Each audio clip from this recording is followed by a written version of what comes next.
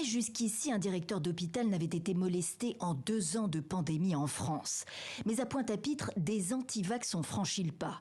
En pleine exfiltration par la police mardi, ils n'ont pas hésité à frapper Gérard Cotellon et 2 de ses adjoints.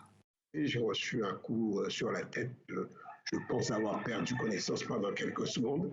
Il y a 270 suspendus qui n'ont rien voulu entendre, mais qui ont été embarqués dans cette posture par l'organisation syndicale qui leur a fait croire qu'ils avaient les moyens de faire abroger la loi.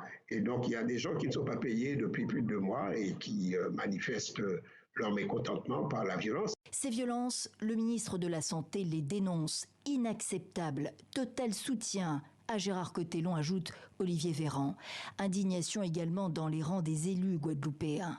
Mais dans le même temps, le député de La République En Marche, Olivier Servat, dit comprendre la souffrance liée à la suspension des salaires du personnel soignant. Reste à apaiser la situation. Comment ?